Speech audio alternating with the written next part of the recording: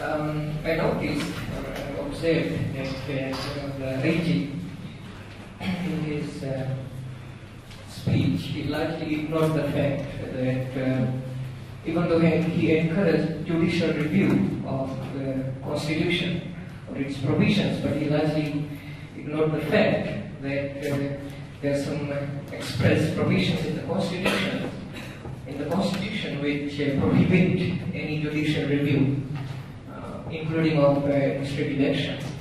So that's one point. The other point, if you do an analysis of the Constitution, one of the things that would probably come out is that one of the fundamental objectives of the Constitution is the preservation of the executive. And that is a very problematic element of the Constitution, because if you look at it using the social contract framework, the Constitution is supposed to safeguard the interests, the rights and liberties of the people, of the ruled against the ruler.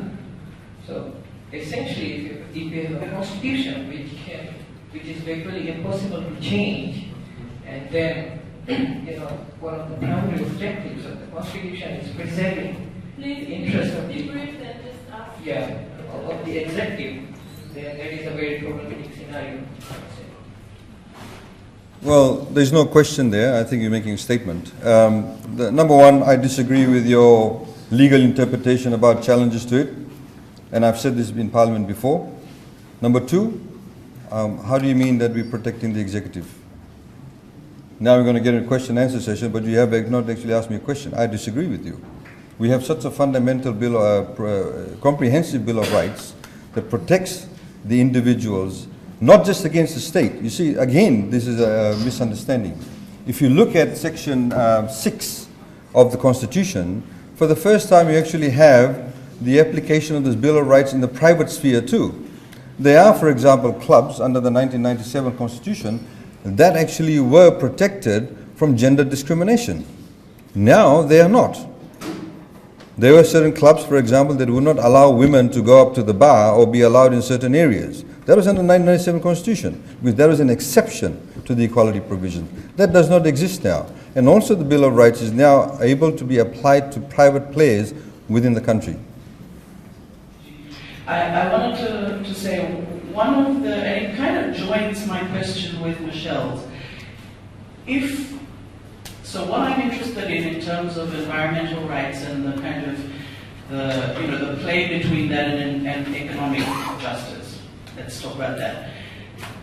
If one is feeling like you're not sure if you have the space to develop a dialogue, to develop a position, to be able to put your case forward safely in a public space, to be able to convene with those who may have points of view that are different to those who hold political power.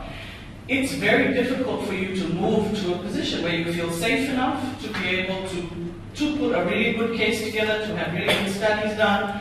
That's the kind of, I guess that's part of my frustration, is how do we know with these, what seems to be some of the changes in who gets permits and who doesn't, and who is enabled to meet and not. The question that I have, I think, is how do you deal with really delicate matters of law like environment and climate change and ecocide? And you know as well as I do that around the world, human rights defenders and women human rights defenders are being targeted. So the question, I think, that was central, and I'm tired, so that's why I didn't make it well, is how can we be assured in this time that there is this public space to be able to debate really vigorously so that we can move some of these critical areas forward? That's the question. I think, Nolene, from my understanding, at the moment there is nothing stopping you from being able to have those discussions. Now, if you're talking about physically holding meetings in terms of getting permits, that's obviously the area that is of contention that has been raised.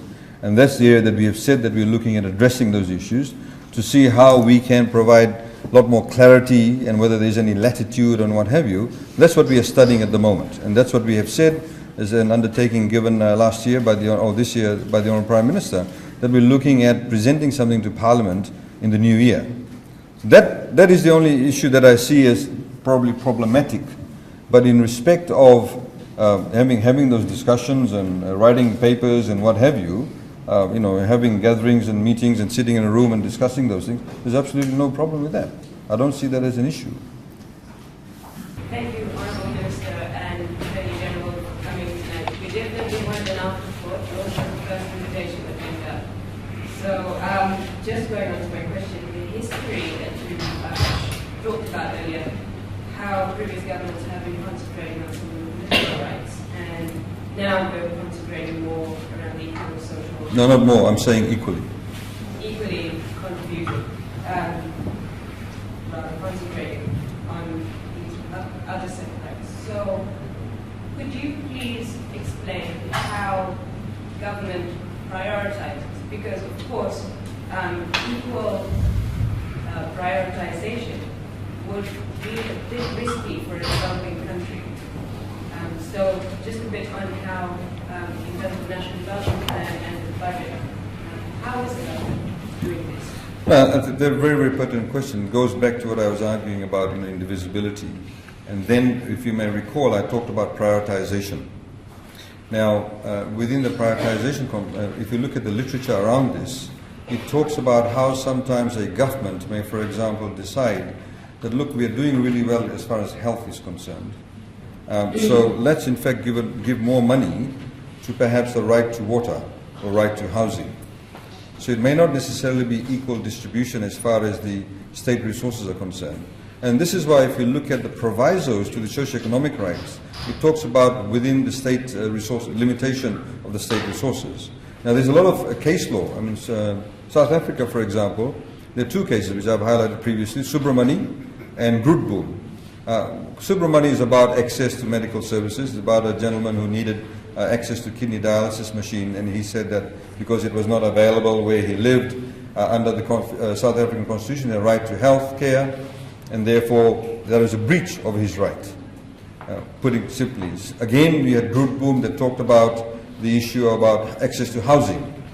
So, I mean, these are the areas where the state, then the burden of I suppose the onus is on the state to prove that, look, we are doing enough, but if we were to, for example, in this particular case, set up a kidney dialysis machine in every hospital, every health center, it would mean we may not be able to actually provide basic medical services.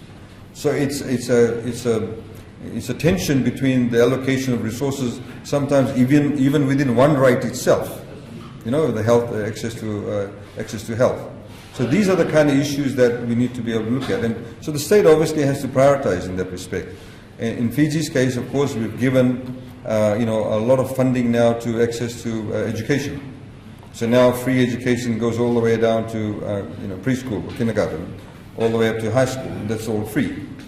There was issues that I think Sharon raised about how some of the women who appeared in the video, talked about access to basic sanitation, water. Now, recently we were looking at one particular area between Nandi and Singatoka, where if they were to be part of the reticulated water system of the Water Authority of Fiji, they have to have separate reservoirs, etc., because there's not enough, for example, flow, there's a lot of hills, etc. Just to get them water will cost $70 million. Now, in terms of prioritization, do we, for example, then say, look, let's give them water, but let's bring water and put massive tanks there and cart water every 3 days? Because we don't actually have the ability to, outlay $70 million immediately, because we have to remove or move 5 villages. So it's a question of giving prioritization in that respect, and what will actually give you a quick win in terms of addressing the actual fundamental right. That's really the issue.